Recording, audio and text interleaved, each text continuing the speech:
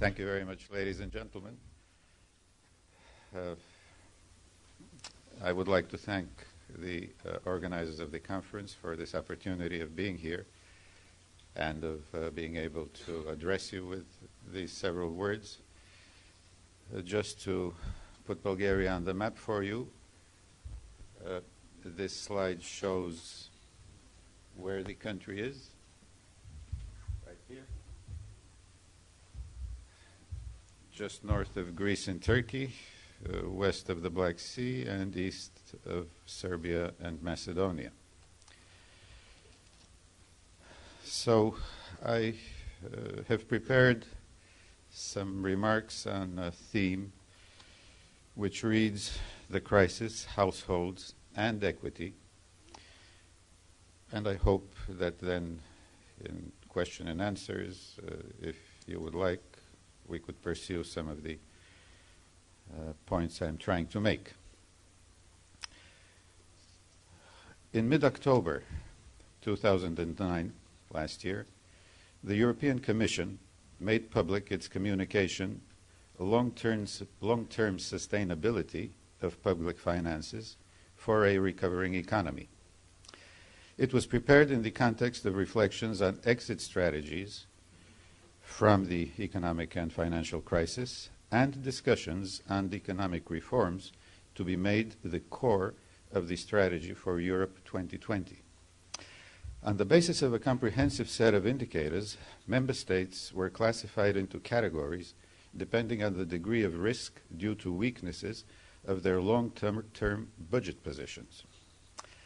It was found that Bulgaria is one of only 5 out of the EU 27 member countries possessing relatively strong budgetary positions.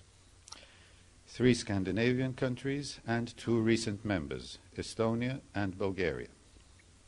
Together with Denmark, Finland, and Sweden, Estonia and Bulgaria were assessed as having, quote, relatively stronger budget positions, that their structural fiscal positions remain sounder than in most other EU countries and present, therefore, a low long-term risk.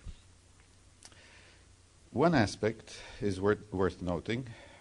The same result, long-term fiscal sustainability, has been achieved by the 5 countries indicated by means of diametrically differing policies.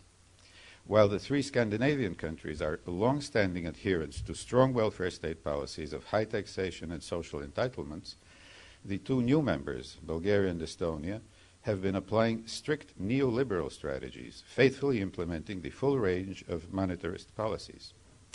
So the general interest, and I hope your interest, in examining Bulgaria's experiences is to try and contribute to the central debate taking place at present as to which is the preferable type of policies from here onward in order to overcome the present crisis and achieve long-term stable growth and progress. That is, should we pursue with increased determination monetary orthodoxy, restricting expenditures to balance budgets and reducing taxes, or is it urgently necessary to engage in financial expansion plus far-reaching economic and social reform? Besides, there is a broader issue entering discussions which also could benefit from examination of Bulgaria's experiences in the course of transition. Is the modern capitalist system in need only of better regulation plus updated global governance, or is it a question of substantially altering its very functioning towards a more sustainable balance of interests and equity expectations by citizens? In mid-November 2009, the NATO Parliamentary Assembly held its 55th session in Edinburgh. The Economics and Security Committee of the Assembly was presented a report under the title, The Global Financial and Commercial Crisis, Implications for the Transatlantic Community of Nations. The report starts out by referring in its initial paragraph to the opinions of British political economist Robert Skidelsky on the crisis and the lessons to be drawn from it. As rendered in this report, Lord Skidelsky has concluded that the crisis has demonstrated 3 fundamental systemic failures. an institutional failure of banking, financial institutions, and regulation, an intellectual failure originating in a blind faith in global markets and their capacity to achieve stable equilibria over the long run, and a moral failure in placing a greater value on growth for its own sake than on other possible ends such as systemic stability or a just and politically sustainable distribution of wealth.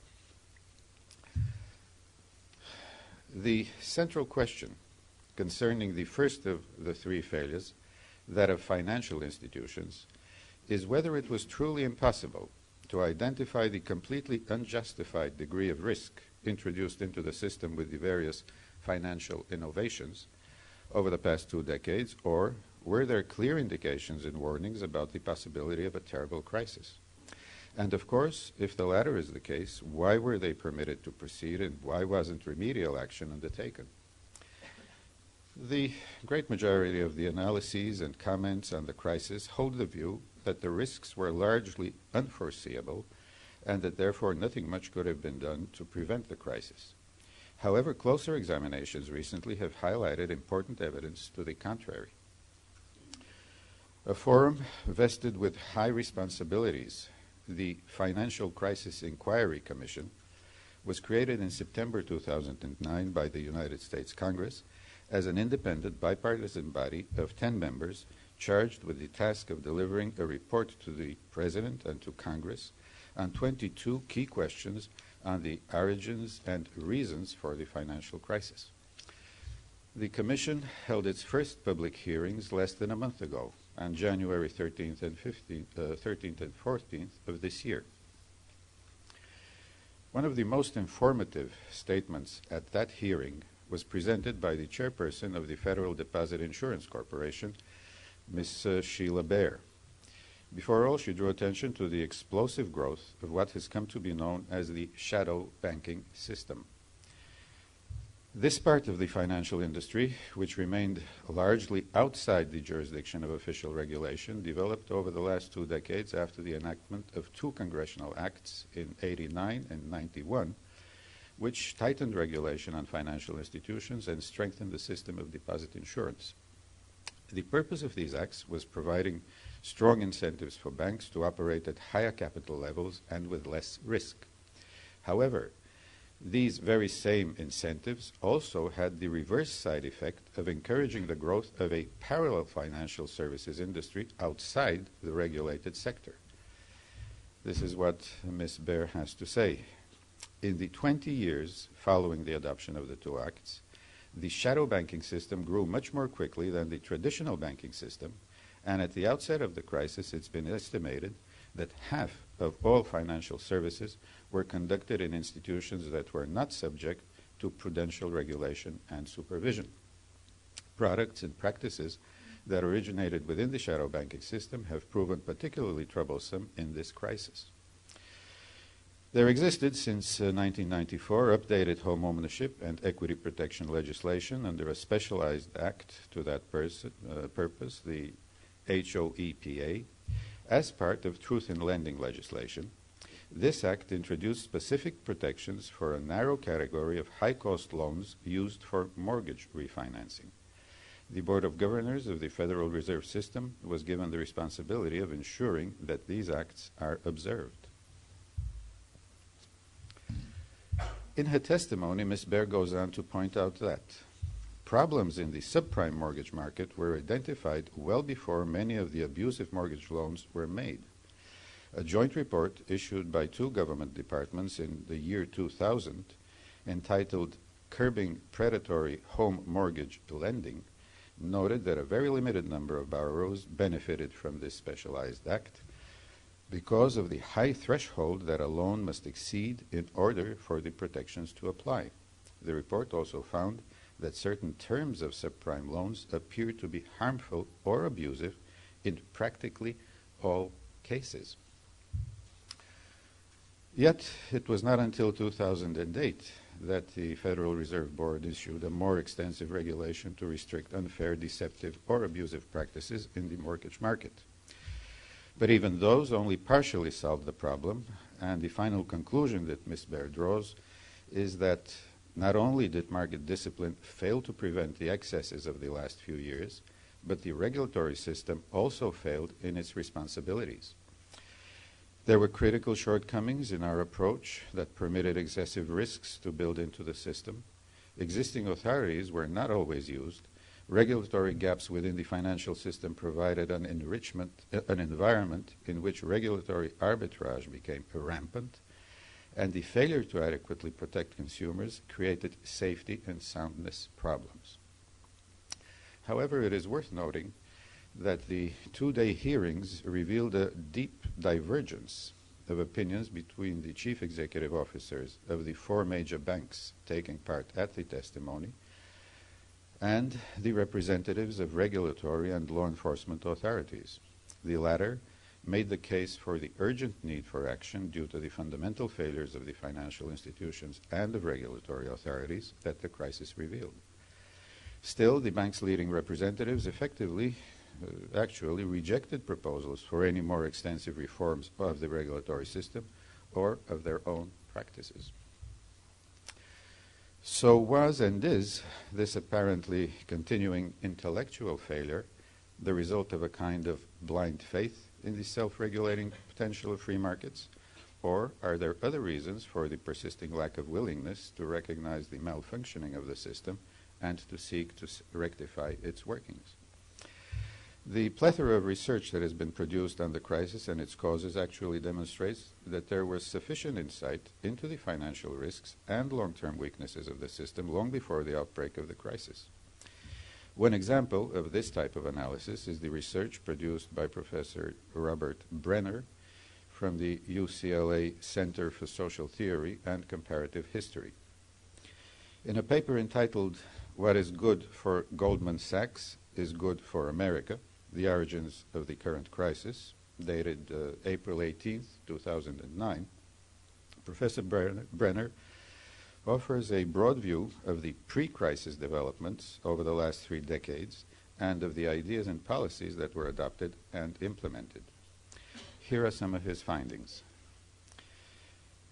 The fundamental source of today's crisis is the steadily declining vitality of the advanced capitalist economies over 3 decades, business cycle by business cycle, right into the present.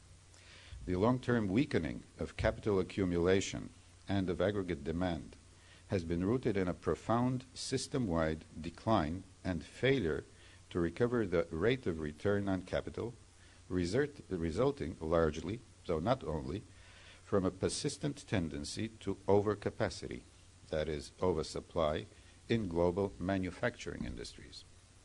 From the start of the long downturn in 1973, economic authorities staved off the kind of crisis that had historically plagued the capitalist system by resort to ever greater borrowing, public and private, subsidizing demand.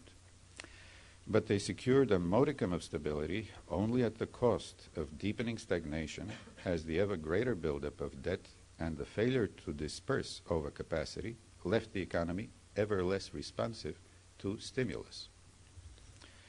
The long-term decline of the rate of return on capital meant that the rate of profit growth steadily declined for both manufacturing and the economies as a whole in the United States, Germany, Japan, also Korea, driving companies to ever more extreme measures to cut costs, especially labor costs.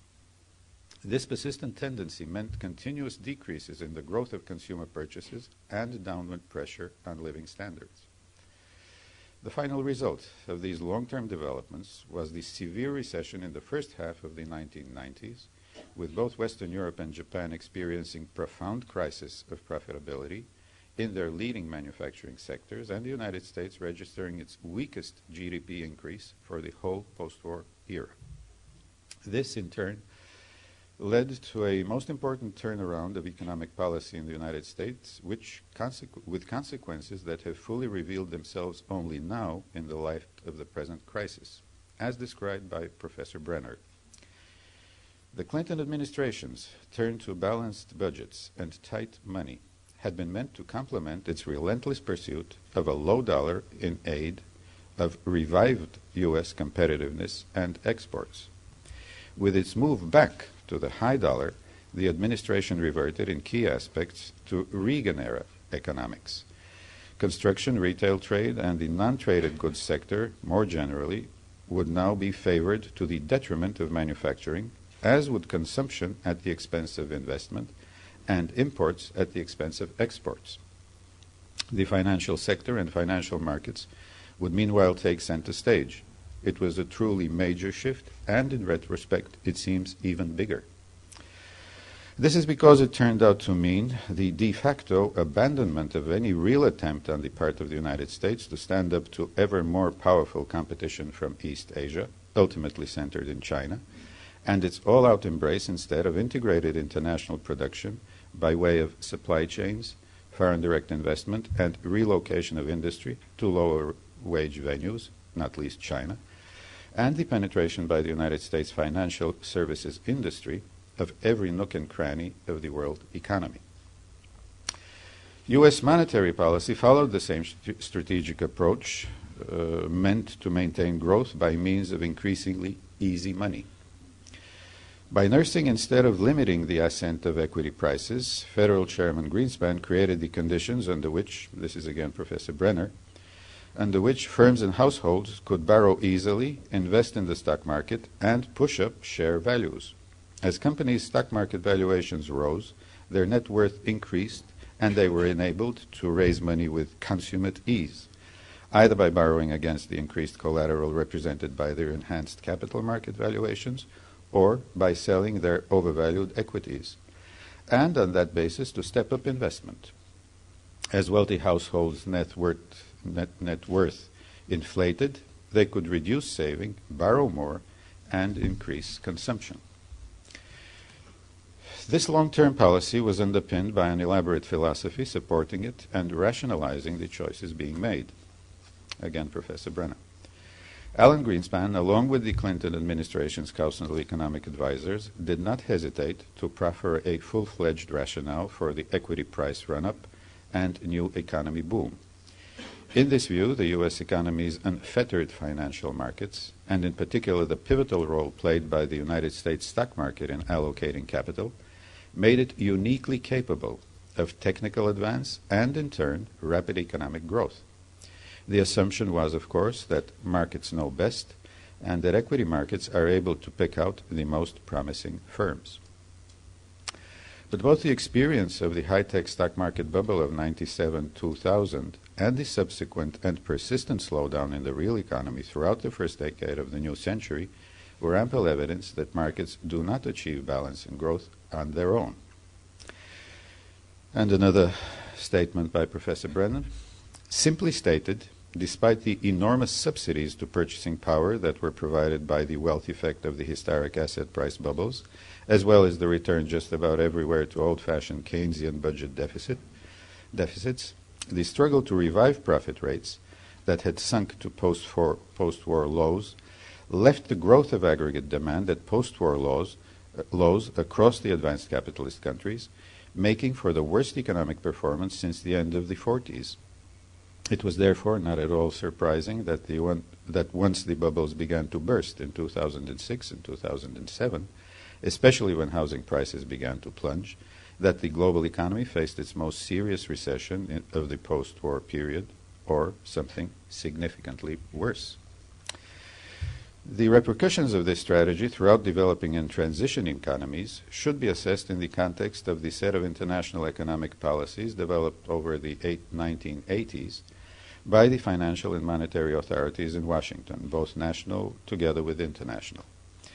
These policies came to be known as the Washington Consensus on how to carry out market reforms, initially in Latin America and then, after 1989, in Eastern Europe as well.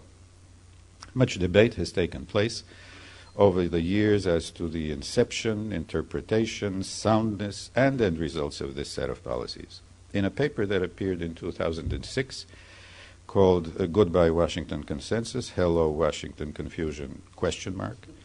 Danny Roderick offered his summary and comments regarding a 2005 World Bank report publication called Economic Growth in the 90s, Learning from a Decade of Reform. As he points out, the initial standard advice for reforming countries stated, get your macro balances in order, take the state out of business, give markets a free rein. Stabilize, privatize, and liberalize became the mantra of a generation of technocrats. However, the first disappointment was the unexpectedly deep and prolonged collapse in output in countries making the transition from communism to market economies. More than a decade into the transition, many countries had not caught up to their 1990 levels of output. As Roderick points out in conclusion, while the lessons drawn by proponents and skeptics differ, it is fair to say that nobody really believes in the Washington Consensus anymore. The question now is not whether the Washington Consensus is dead or alive, it is what will replace it. We thus arrive at the third underlying set of failures having to do with the crisis, that of basic judgments, of values and principles guiding policies and reform. And the question that imposes itself, was it simply a matter of overestimating growth at the expense of other no less important objectives that caused this type of failure, or was it the result of much deeper interests, strategies, and mindsets? Financial deregulation had been a leitmotif of Western capitalism over the last 20 years, particularly, though not exclusively, in the Anglo-Saxon world. Until very recently, the tendency had been to break down old barriers between banks and other financial institutions and to grant markets leeway to find their own equilibrium, both in domestic and in international goods and money markets. The Canadian philosopher John Ralston Saul, as quoted in the NATO parliamentary report, which I referred to in the beginning, has summarized the rationale behind this basic policy approach in the following terms. In the future, economics, not politics or arms, would determine the course of human events. Freed markets would quickly establish natural international balances impervious to the old boom and bust cycle. The growth in international trade as a result of lowering barriers would unleash an economic-social tide that would erase all ships, whether of our Western poor or of the developing world in general. Prosperous markets would turn dictatorships into democracies. However, the present crisis has forced both policymakers and societies in general to face the realities of a very different kind of outcome. The clearest expression of this new and urgent awareness has been the joint call of Chancellor Merkel and President Sarkozy for a new moral capitalism. As the NATO Parliamentary Assembly report mentioned at the beginning quotes Robert Skedelsky, he is quoted as making the following overall assessment. The financial system sought to justify fabulous rewards to a financial plutocracy, while median incomes stagnate or even fall. In the name of efficiency, it has promised the offshoring of millions of jobs, the undermining of national communities, and the rape of nature. Such a system needs to be fabulously successful to command allegiance. Spectacular failure is bound to discredit it. In essence, there has been an uncritical acceptance of globalization and financial innovation on terms established by those who have benefited most from these phenomena at the expense of millions of others. Turning to households, the effects of the crisis on people's lives has been the strongest factor in favor of a fundamental reevaluation of the way the system works. Here is how The Economist newspaper has described the end results of this functioning. In its April issue, there is a special report, April of last year. It's a report on the rich, it has been called, and the title is Spare a Dime, ? One of the points made in that report is the following. The Forbes 400 richest people in 1982 had a combined net worth of $92 billion.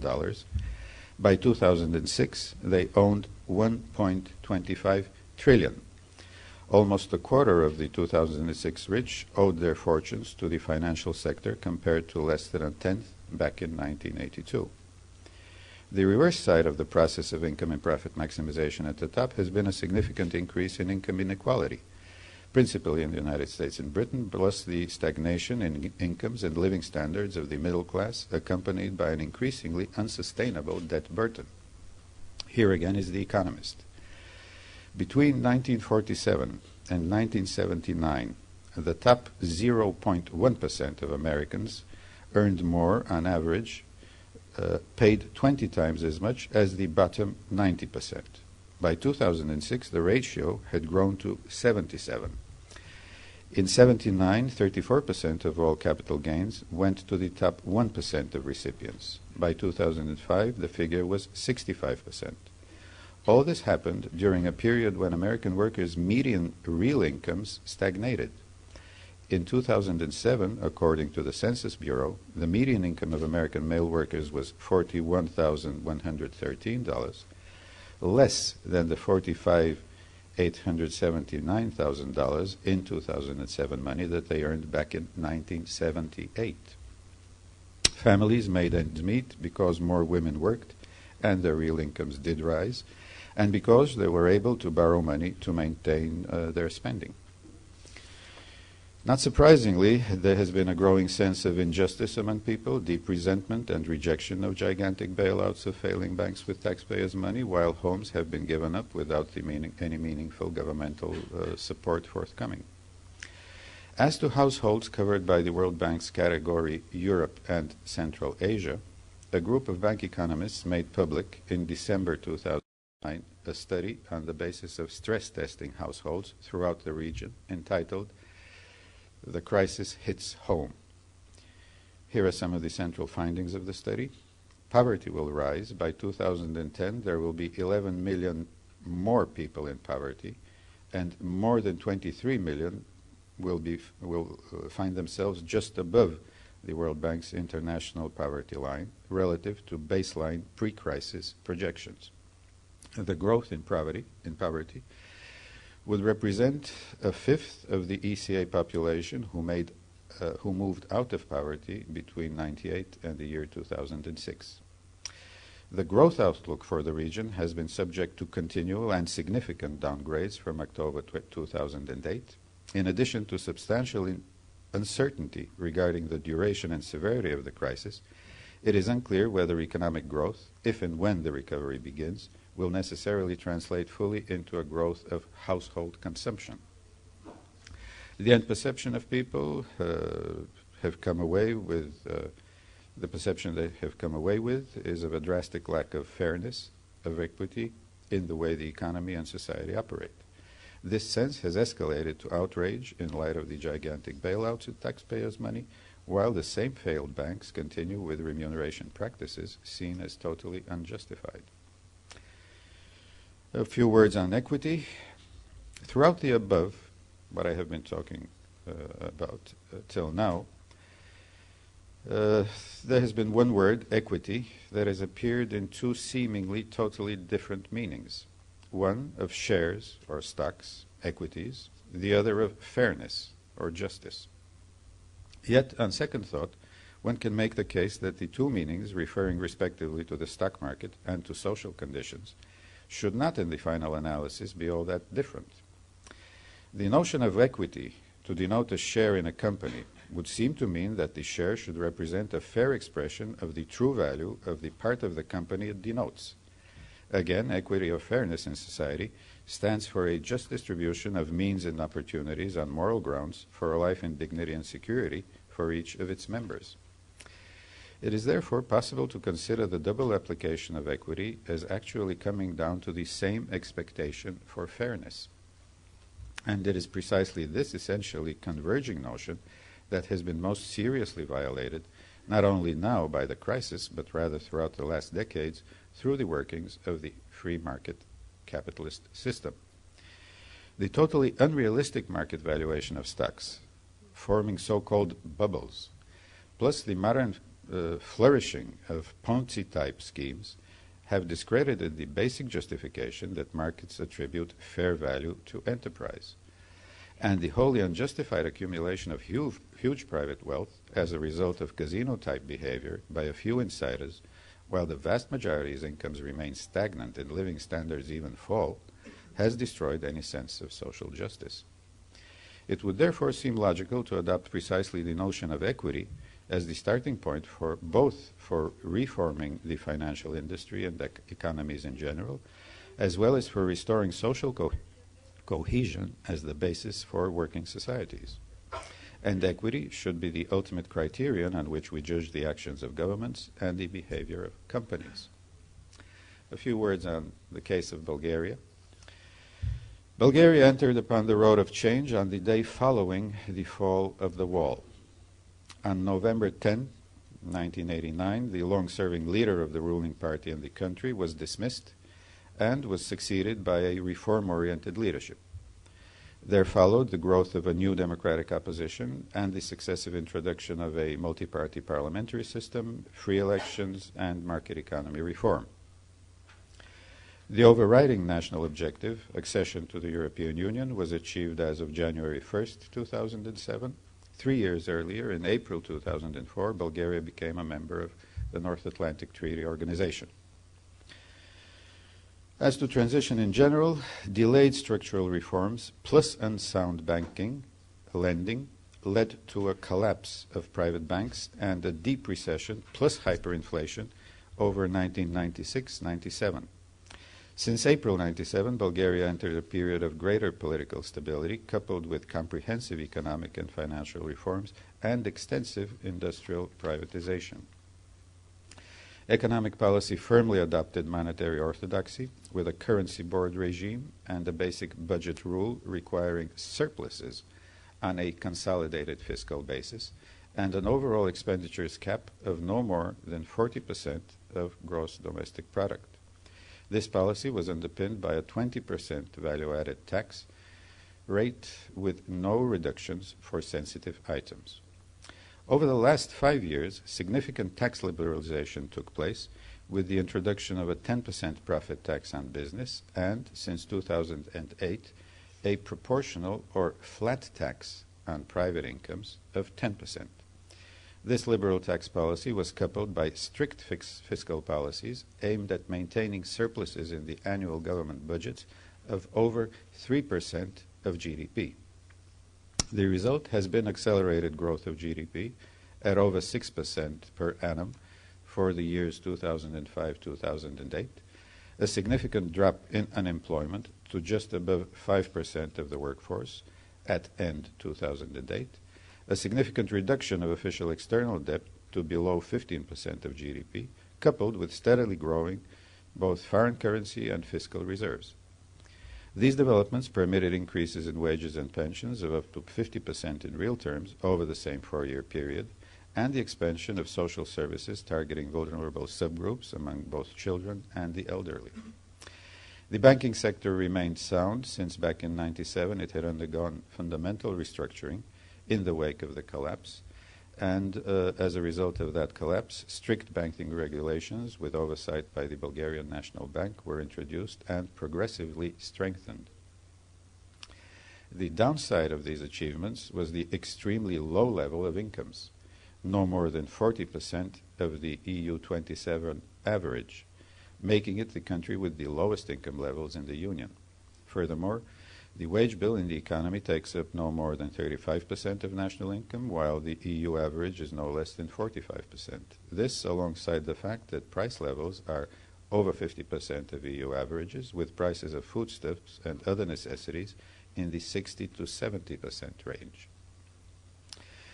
Depressed living standards, poorly functioning institutions, and deficient law enforcement generated a rising disappointment and rejection of reforms in society.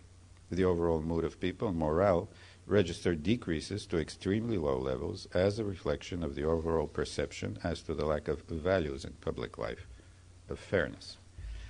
Thus, even before the onset of the crisis, and despite progress achieved, there was widespread dissatisfaction among broad sections of the population with the situation in the country, the governing majority, the political process in general, and democratic institutions. There thus grew a general desire not only for a change in government, but for a departure from policies and practices which had been prevailed over the past 2 decades of transition. The driving force behind this mood were a desire for justice and even retribution. This mood provided the setting for the appearance and ascendancy of a new party founded in December 2006 around the person of the then mayor of the capital, Sofia, and present prime minister, striving to reinforce his image as speaking directly to and in the name of ordinary people. This strategy proved to be largely successful, with the party winning in the ensuing period the elections for local municipal councils for the European Parliament and the parliamentary elections in mid-2009. The crisis, as to the impact of the crisis, Bulgaria falls into the category of countries that did not experience a banking crisis, but were hit by the recession that ensued. There were 3 principal lines of impact: falling exports, production, and employment, a significant drop in transfers from migrant workers to the country, and a drop in the inflows of foreign capital, both direct investment and portfolio investments. The first impact was registered in the 4th quarter of 2008, when growth fell to 3.5%. On an annual basis. In the course of 2009, the repercussions of the world crisis were felt increasingly strongly, with growth dropping to an estimated annual average negative rate of between 5.5% and 6% for the year as a whole. Unemployment rose perceptibly, with expectations for it reaching and maybe surpassing the 10% mark. Much of the growth of GDP in Bulgaria over the past several years had been fueled by a significant construction boom, both in urban real estate as well as in summer and winter tourism. As in other countries, these sectors were particularly hard hit. The problem of severely depressed income levels has become even more acute. Remittances from abroad have been drying up as immigrants have been returning, driven by the crisis in host countries, and with rising unemployment in the course of 2010, and wages and salaries remaining frozen in line with the policy option adopted by the new government, prospects have remained for continued hardship. There has been increasingly heated debate over the proper policies to counter the recessionary effects of the crisis on the economy and to resume positive growth. Perhaps understandably, debate has been highly politicized as government and opposition have changed places, and each has tended to bend the argument to its respective political platforms. The previous center-left governing majority has pointed out that as early as the autumn of 2007, it had undertaken preventive stabilization measures, such as building reserve positions into both the 2008 to 2009 government budgets, thus providing guarantees for fiscal stability. It also introduced schemes covering half the cost to companies for maintaining employees on a part-time basis, facilitating firms' access to credit, etc. However, with revenues dropping way beyond beginning of the year projections and the budget shifting into deficit from July 2009 onwards, the new government embarked on a strategy of severe cuts in expenditures for the rest of the year, making it possible to achieve a consolidated deficit of no more than 0.7% of GDP, making it the most successful country on that score in the European Union for 2007, compared to other countries in the region, which I don't have to draw your attention to. Moreover, it has elaborated and assured passage through Parliament of a budget for 2010 that provides for freezing of incomes and pensions and further severe reductions in virtually all public sectors, thus making it possible to project an expected consolidated surplus of 0.3% of GDP for the current year. Again, a surplus for the current year. Thus, the argument can be made that a strict monetarist approach, if anything, is even more successful than the alternative large deficit, large budget, high taxation strategy. Yet, if judgment is based not on Maastricht criteria, but on broader competitiveness and human development criteria, the conclusions are quite the reverse.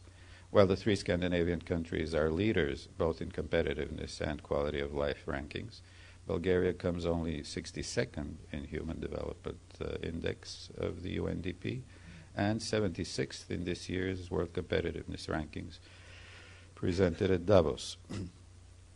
And it is here that we approach the crux of the matter. Is it truly impossible to do better, remaining realistic as to resources available and existing external conditions. Coming back to the finding cited at the beginning, is it possible to maintain fiscal stability while enjoying high living standards and social security? Or are warnings that today's welfare states are unsustainable and are in forthcoming failure, are these statements justified, as has been predicted periodically in the Bulgarian press? A couple of final words on the way forward. Turning to the challenge of developing a perspective for future strategies, it would perhaps be useful to consider their main outlines along the lines of the three sets of systemic failures which we identified above: the institutional, the intellectual, and the moral.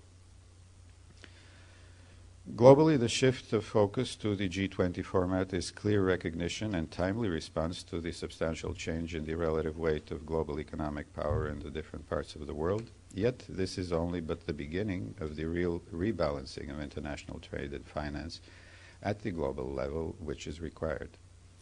The European Union is now in the process of putting into practice the institutions and mechanisms of the Lisbon Treaty. It shall be faced with the challenge of contributing to global governance reform with re-examination of its representation in the management of leading international financial bodies. However, recognition is less forthcoming of the need for an Economic Security Council as proposed by Federal Chancellor Merkel. But true long-term growth and development on a sustainable basis in the face of severe failure, severe future challenges, makes such a new body imperative. While the deepening of the global crisis, with the deepening of the global crisis, there appeared increasingly numerous and categorical statements that neoliberal orthodoxy has failed as a policy model, both for the developed as well as the developing and transition countries. Still, most of the discussions on remedies have centered on improving the mechanism of regulation and on institutional reform. The true intellectual challenge, however, is to actually prove the superiority and build consensus around an alternative policy paradigm for the 21st century, providing fiscal expansion for job creation and social cohesion, while maintaining financial soundness and sustainability. A first step along such a road would be reconsidering the way the state and evolution of economies and countries are actually measured. A recent report by Professors Stiglitz, Sen, and Fitoussi on the measurement of economic performance and social progress, prepared at the request of President Sarkozy, emphasizes the point, and I quote, "The time is ripe for our measurement system to shift emphasis from measuring economic production to measuring people's well-being in a context of sustainability and emphasizing the household perspective." The ultimate guiding light in both industrial and institutional and political reform should thus be recognition of the central importance of fairness or equity for successful stabilization and growth strategies. President Sarkozy's speech at this year's Davos conference is one of the most equivalent statements to this effect. Implementing such policies requires a rebalancing between the economic and the political. The expectation that economic logic will lead to prosperity and democracy having turned out to be not quite realistic. Reclaiming the political requires constitutional and parliamentary reforms, but above all, the cultivation of a new sense of civic duty and commitment to commonwealth and the common good. Thank you for your attention.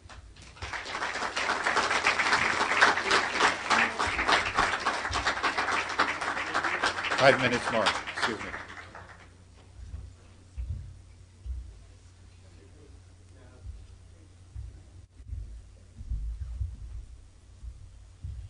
We now have an opportunity for questions for Mr. Pirinski.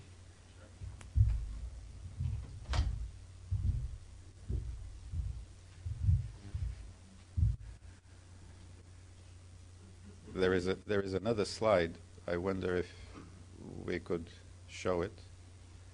Yeah. It is again the same map of Europe showing what are known as pan-European transport corridors. These are routes which, back in the latter 70s, ministers of transportation of all European countries mapped out for Europe as main avenues of communication, expecting movement by peoples, by trade on a pan-European basis. And what you can see is that Bulgaria is a focal point for 5 such corridors. You have number 4, which begins someplace here in Berlin and goes on to the Mediterranean through Greece. Number 7 is the Danube being the border between Bulgaria and Romania in its lower reaches. This is the yellow one.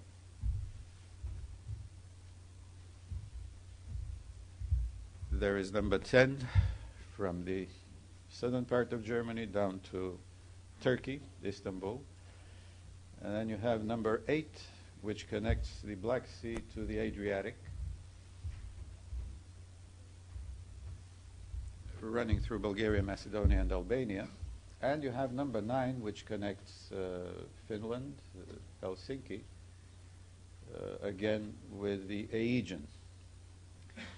So in that sense, I wanted to show you that having a state in that part of Europe is like building a house on the main crossing between thoroughfares, the Kurfürstendamm and a number of others here. And that, of course, has made for a interaction of many different interests by various great powers. It has made its impact on the way the country has developed historically. Bulgaria is a country with an old history and a short modern history. It was established back in 681, that is in the 7th century, by Slavs and Bulgars, which is a Central Asian tribe, horsemen, who united fighting the Byzantine Empire and chipped a part of it south of the Danube off and established what they called Bulgaria. Then it again was overrun by the Byzantine Empire 2 or 3 centuries later, after having been Christianized, though, in the middle of the 9th century. Bulgaria became a Eastern Orthodox Christian country in 865. Then again it regained its independence in the 11th up to the 14th century, when for 5 centuries it fell under Ottoman rule, very severe, and only regained its existence in 1878 as a result of a 2-year war between Russia and Turkey. So the modern history is about 132 years, a very eventful history, which I will not go into because this is modern Balkan history, and that gets us into all sorts of ramifications. But today it is a country which is a mid-sized European country. I believe it is about 16th in population and 11th in territory in the European Union. 7.6 million people, 111,000 square kilometers.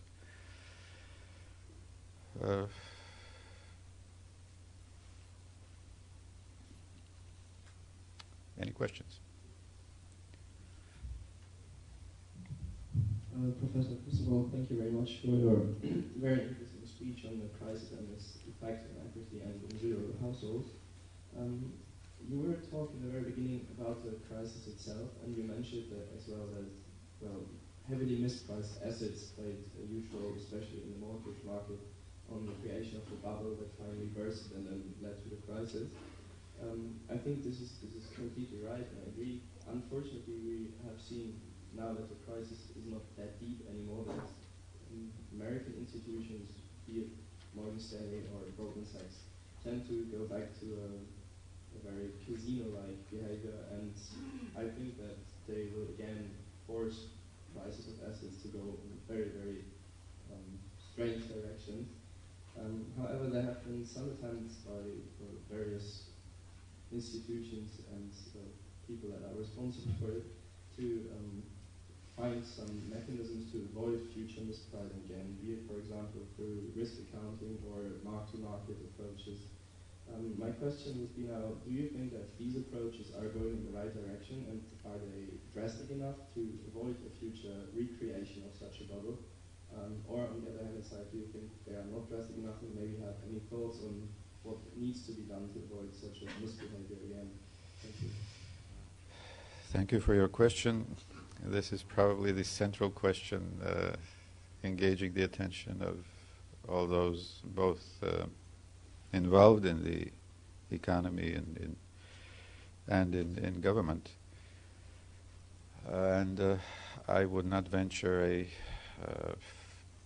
a definite opinion because, as you understand, what I presented to you regarding the developments is what I was able to gather preparing for this lecture.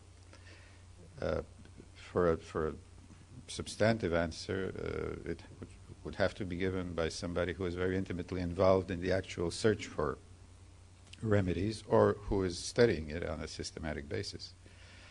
But one of the points which made an impression on me regarding this question is the question of what sorts of incentives are put in place to determine one or the type of behavior. And for the time being, it seems that profit maximization through market activity, speculation, if you like, is still very much the rule of the industry. Now, how do you change that? Because the profit motive is something which is considered as the basic driving motive of enterprise.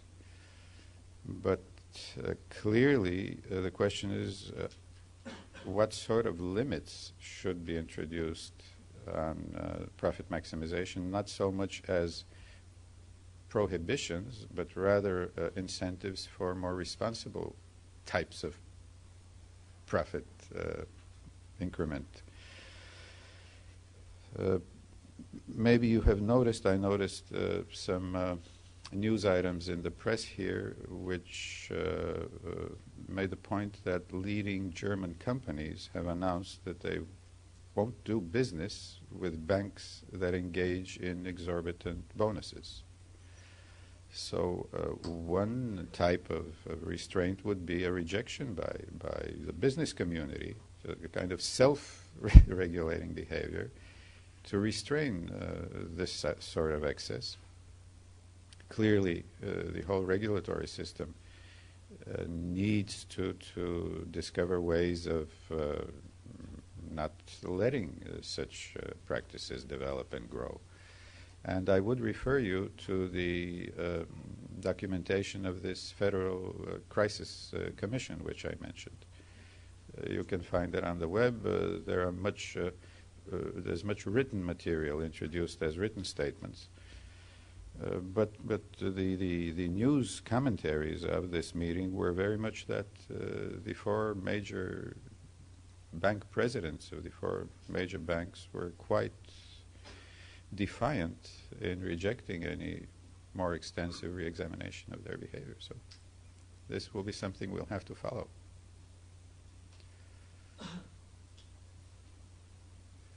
Ladies and gentlemen, please join me in thanking Georgi Pirinski. Thank you very much. I very much appreciate it. Thank you.